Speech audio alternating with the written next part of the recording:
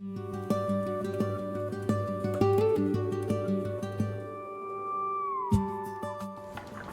name is Hannah Arndt, and I'm the History Programming Coordinator at the Orillia Museum of Art and History.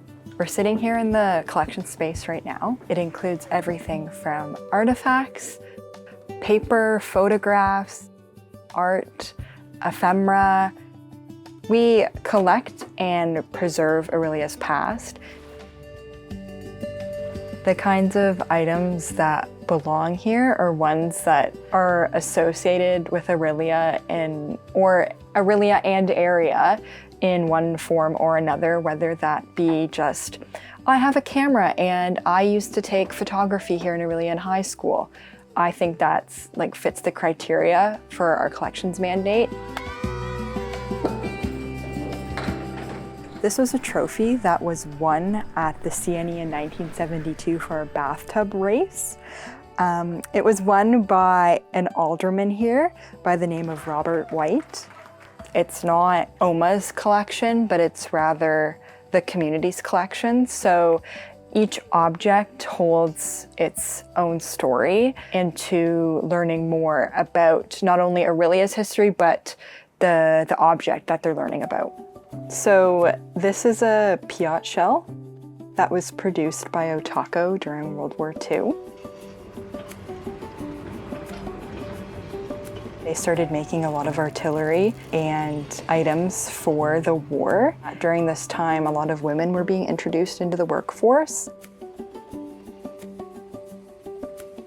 This is just a really good example of some of the history here in Orillia that also pertains to women's history.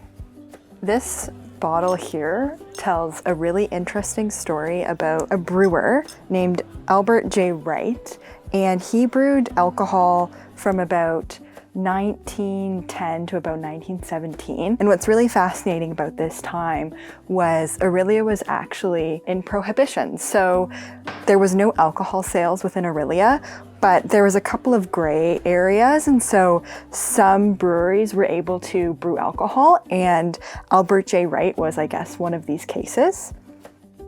So this is all one donation from the Orillia Soldiers Memorial School of Nursing.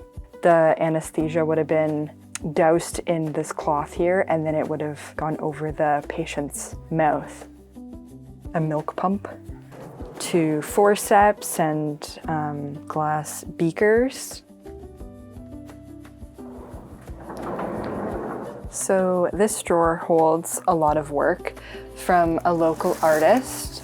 Her name is Ada Torrance. She trained under the group of 7 artists, and you can see a lot of that influence in her watercolors.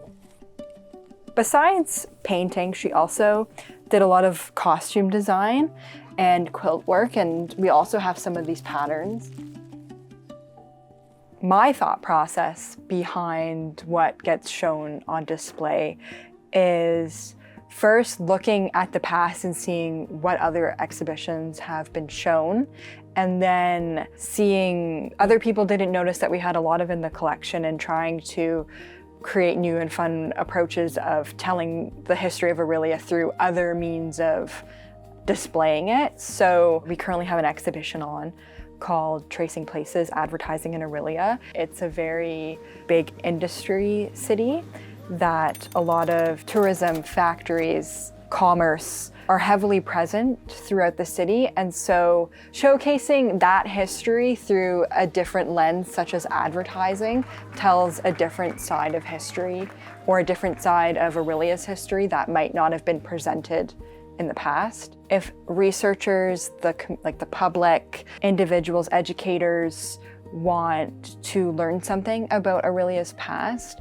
they are more than welcome to come in and shoot me an email or a phone call and ask about what we might have in response to their research question and learn more and further about their topic.